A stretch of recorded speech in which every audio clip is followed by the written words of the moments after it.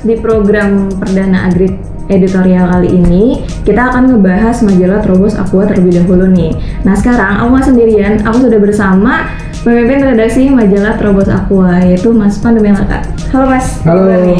Baik Mbak Reni. Iya nih Mas, kita kan akan ngebahas majalah Trobos Aqua terlebih dahulu nih. Aku ada beberapa pertanyaan yang pengen aku tahu. Boleh, siap. Nah, aku ngeliat edisi yang sekarang ini itu ngebahas mengukur kualitas benur. Aku mau tanya Mas, sebenarnya benur itu apa sih? Oh jadi belum tahu benur itu apa? Ya, saya juga belum tahu. Mungkin Bapak juga ada yang belum tahu nih. Oke, siap. Jadi benur itu benih sebetulnya. Intinya itu benur itu benih dari udang atau anakan dari indukan udang yang dipijahkan atau dikawinkan. Sama halnya dengan ikan lele maupun ikan jenis yang lain, ketika dipijahkan antara induk jantan dan betina menghasilkan benih ya. Nah, tapi untuk udang itu disebutnya benur. Oh, jadi sebenarnya itu adalah anak udang ya Mas? Iya, betul. Nah Mas, terkait kualitas benur nih, apa aja sih yang dibahas? Nah, benur itu menarik. Jadi benur itu merupakan salah satu faktor yang menentukan keberhasilan budidaya udang. Memang ada faktor-faktor yang lain, misalnya terkait dengan kualitas air, kemudian terkait dengan tambaknya itu sendiri, lokasi tambak, kemudian ada sumber daya manusia. Artinya semua faktor-faktor yang terkait dengan budidaya udang itu menentukan keberhasilan, dan salah satunya termasuk benur. Nah, kenapa kita di edisi ini kita bahas soal betapa pentingnya kualitas benur. Jadi yang terjadi selama ini di Indonesia, terutama di perudangan nasional itu, masih ada pembudidaya udang yang menggunakan benur-benur yang kualitasnya di bawah standar. Artinya di bawah kualitas yang kita kan sudah punya ya, kualitas standar yang ditentukan oleh pemerintah maupun yang ditentukan oleh SNI gitu kan. Cuma tidak semua produsen benur yang dalam arti pemijahan, artinya pengusaha-pengusaha yang menghasilkan benur itu memenuhi standar tersebut. Jadi ada yang masih menggunakan indukan-indukan lokal yang dari hasil pembesaran di tambak, dan itu dijadikan induk. Sebetulnya itu tidak boleh. Yang namanya induk berkualitas itu adalah induk yang berasal dari breeding yang memang spesifik untuk menghasilkan induk. Jadi tidak boleh ngambil indukan yang dari hasil pembesaran, karena itu sifatnya sudah final stock, artinya udang yang harusnya sudah dikonsumsi, bukan udang yang untuk kebutuhan induk. Nah, itu berpengaruh terhadap benur tadi. Ketika kita menggunakan indukan yang dari hasil pembesaran, kualitasnya akan turun atau berbeda dengan benur yang dihasilkan oleh indukan dari breeding beneran gitu ya. Artinya perbedaannya di mana? Misalnya di pertumbuhannya jadi lebih lambat. Kemudian daya tahan penyakitnya juga lebih lemah ketimbang benur-benur yang dihasilkan di breedingnya.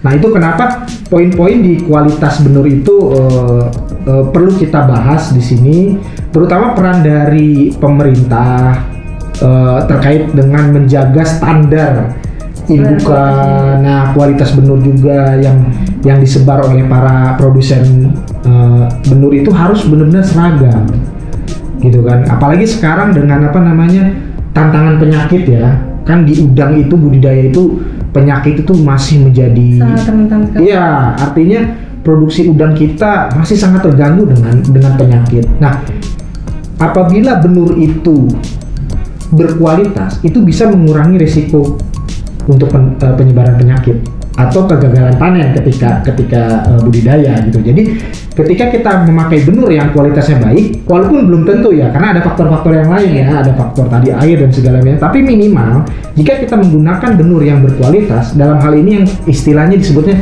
SPF ya, ada istilah Specific Pathogen Free, artinya benur yang sudah tersertifikasi itu bebas penyakit. Dan itu ada standar-standarnya. Setiap produsen benur itu sudah paham itu. Penyakit-penyakitnya yang sudah bebas biasanya terkait dengan taura, kemudian white spot, kemudian mio dan penyakit yang lain. Artinya benur yang sudah punya sertifikat SPF itu benur yang sudah bebas penyakit-penyakit tadi.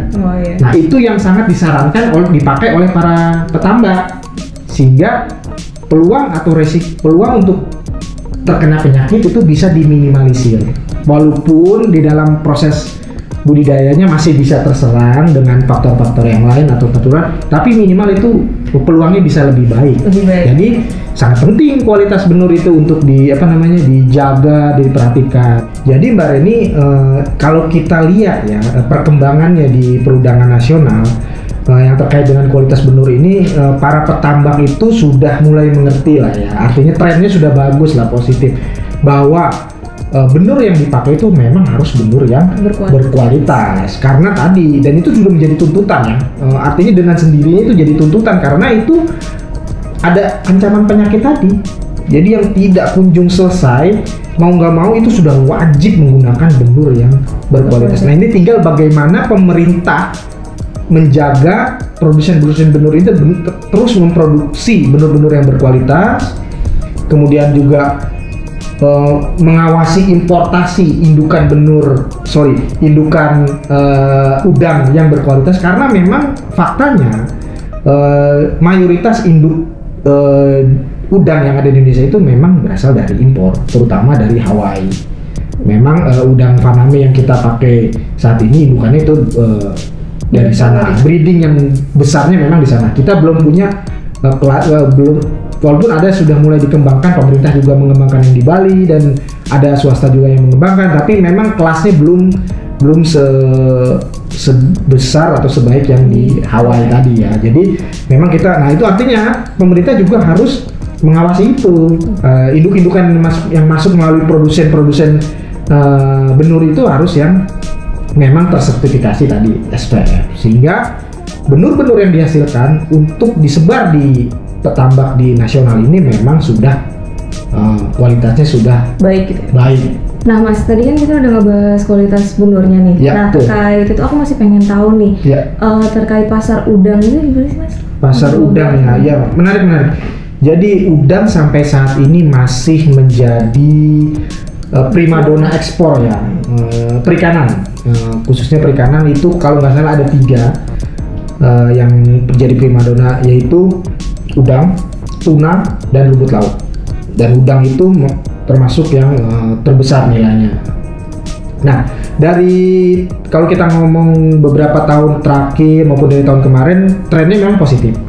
Jadi kalau kita ngomong ekspor, tiap tahun ekspor udang dalam berbagai bentuk, ada yang headless, ada yang bentuk olahan dan sebagainya, itu trennya meningkat. Dan negara tujuan ekspor itu khususnya dari Indonesia itu utamanya ada 2, yaitu Amerika Serikat dan Jepang. Tapi terutama hampir kurang lebih 80 atau 85% ekspor udang kita memang larinya ke Amerika ya. Jadi utamanya masih gitu. Saya mau contekan sedikit nih, boleh saya sebutkan? Oke, boleh. Nah, ini soalnya ini menarik soalnya. Jadi kalau data pasar udang yang dikeluarkan oleh pihak Amerika ya, itu pada 2017 ekspor udang Indonesia tercatat kurang lebih 118.000 ton. Itu 2017 ya. Dibandingkan totalnya itu waktu itu tahun 2017 itu 664.000 ton. Kemudian dibandingkan dengan 2018, Indonesia ada peningkatan kurang lebih 12%, yaitu jadinya di 2018 itu ekspor udang Indonesia ke Amerika Serikat sekitar 132.000 ton. Berarti 2018. Itu setiap tahunnya itu selalu meningkat ya Mas? Meningkat, jadi produksinya meningkat. Memang dasarnya gini, pasar udang yang terjadi saat ini perimbangannya memang belum imbang. Jadi antara supply dan demand itu belum imbang. Jadi masih lebih banyak permintaannya. Itu kenapa dampaknya adalah harga udang yang relatif selalu tinggi setiap tahun gitu kan. Kenapa itu juga jadi daya tarik bisnis udang yang menjadi daya tarik bisnis udang, karena ada margin yang cukup tinggi di situ. Nah, itu karena salah satunya adalah karena permintaannya masih jauh lebih besar ketimbang produksinya. Nah, kenapa itu bisa terjadi? Itu karena salah satunya tadi yang saya jelaskan di kualitas benur, itu terkait dengan penyakit. Jadi sampai saat ini produksi udang itu belum bisa memenuhi kecepatan pertumbuhan permintaan udang di global, karena masih terkendala dengan serangan-serangan penyakit, sehingga tidak bisa mulus produksi udang setiap tahunnya di berbagai negara produsen. Malahan yang terjadi di Thailand yang dulu terkenal sebagai eksportir udang nomor 1 sekarang jadi nomor 4 atau nomor 5. Turun karena mereka sempat tahun berapa gitu terkena serangan penyakit, outbreak penyakit yang untuk Faname, kemudian produksinya nggak bisa pulih sampai saat ini. Posisi 1 dan 2 sekarang digantikan oleh Indonesia dan India. Nah, India memang jadi faktor pesaing juga yang baru nih setelah adanya udang Faname ini, kali terbilang baru dia. Dulunya dia main di Windu, kemudian dengan adanya peluang di Faname permintaannya cukup baik, kemudian dia ganti hampir seluruh produksinya menjadi Faname, kemudian pada akhirnya malah mereka justru produksinya ekspornya lebih besar dari kita yang sudah main lebih lama, lebih lama di Faname. Faktanya seperti itu. Jadi kalau di catatan itu India juga tiap tahun di mungkin 3 atau 4 tahun belakangan ini ekspornya terus meningkat signifikan. Di tahun 2018 berdasarkan catatannya itu India itu mencatatkan ekspor 248.000 ton. Itu cukup jauh ketimbang yang Indonesia yang tadi. Indonesia tadi catatannya 132.000 ton. Ini 248.000 ton, itu meningkat kurang lebih 16% dibandingkan 2017 ya. Nah, sementara Indonesia meningkat 12%. Itu luar biasa. Itu sebenarnya luar biasa dan juga menjadi sentilan ya bagi produsen atau petambak udang nasional ya. Kalau kita bandingkan, kita punya potensi lahan yang jauh lebih lebih besar, lebih luas ketimbang India, walaupun sama-sama tergolong negara tropis gitu kan. Tapi kita punya garis pantai, kemudian pesisir yang lebih luas yang bisa kita manfaatkan untuk sentra-sentra udang. Tapi faktanya dia bisa menyalip kita, gitu kan. Itu satu hal ini harus jadi catatan bagi pemerintah maupun pengusaha udang, petambak, semua stakeholder terkait di perudangan nasional, bahwa kita harus lebih kompak lagi, lebih fokus lagi untuk mengembangkan produk kualitas benur, termasuk juga produksi. Terakhir pemerintah mencanangkan target produksi udang itu kurang lebih 600.000 ton. 600.000 ton per tahun ya. Dan itu tidak hanya untuk Faname aja. Karena kalau Faname aja saya pikir nggak sampai segitu angkanya produksinya, karena palingan mungkin mungkin setengahnya ya. Tapi untuk mencapai 600.000 itu butuh waktu lagi, butuh pengembangan wilayah-wilayah. Walaupun trennya kita dari ke tahun masih ke sana ya. Tapi ini udah lumayan meningkat ya Mas dari tahun ke tahun. Betul. Jadi antusias dari para pengusaha udang maupun calon atau pemain baru itu mulai tumbuh. Jadi dia melihat betapa margin budidaya udang itu menggiurkan ya kan, dari walaupun ada tantangan penyakit dan sebagainya, tapi ketika itu berhasil, itu luar biasa gitu. Artinya itu menjadi daya tarik tersendiri sehingga banyak yang bikin tambak-tambak baru maupun mengaktifkan tambak-tambak yang tadinya idle. Kita aktifkan lagi untuk produksi, itu mulai tumbuh, dan mungkin 3 atau 4 tahun belakangan itu pertumbuhannya cukup pesat. Apalagi dengan era digital sekarang saat ini sudah mulai ada kayak aplikasi investasi usaha gitu kan. Itu petambak dan perikanan juga sudah mulai tumbuh, sehingga itu membuka peluang investasi baru. Cuma memang perlu diingat bahwa tadi ada ancaman penyakit, terus kualitas benur juga harus dijaga, SDM dan sebagainya. Artinya faktor-faktor yang bisa menentukan kualitas benur itu, kualitas keberhasilan budidaya itu harus benar-benar diperhatikan. Jadi jangan asal ingin mencari untung sebesar mungkin, itu jangan. Jadi asal-asalan. Iya, itu jadi asal-asalan yang bisa kena imbas pembudidayanya itu sendiri maupun juga pembudidaya yang lain, karena mungkin terserang penyakit, penularan penyakit dan sebagainya. Jadi kita harus semangat meningkatkan produksi udang nasional, juga harus konsentrasi meningkatkan kualitas. Itu untuk memenuhi kebutuhan ya Mas. Betul. Jadi mungkin saya mau tambahin satu lagi. Tadi kita ngomong permintaan pasar udang internasional atau dunia. Jangan dilupa bahwa pasar udang nasional, artinya yang dalam negeri, itu juga tumbuh. juga tumbuh. Artinya ada peluang dengan strategi promosi yang baik dan sebagainya. Itu juga tugas pemerintah dalam hal ini itu untuk membuka pasar udang dalam negeri. Kalau kita pasar dalam negeri itu semakin kuat, artinya ketergantungan kita terhadap ekspor juga bisa lebih kuat, sehingga posisi tawar kita juga akan lebih baik. Itu yang diharapkan kedepannya di apa namanya perudangan nasional kita.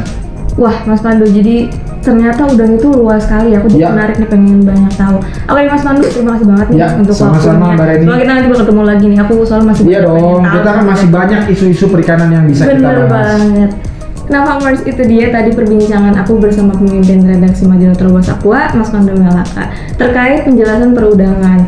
Nah, untuk Farmers semua yang masih penasaran sama pembahasan yang tadi aku bahas, kalian bisa baca di edisi 83. Untuk informasi pembelian dan berlangganan nanti bakal aku taruh di description box di bawah ini. Oke, Farmers, jangan lupa subscribe di channel Agristim karena ini bukan video terakhir, bakal ada video-video lainnya yang akan kita buat. Jadi keep on watching. Terus saksikan Agristim TV, just click and watch. Bye.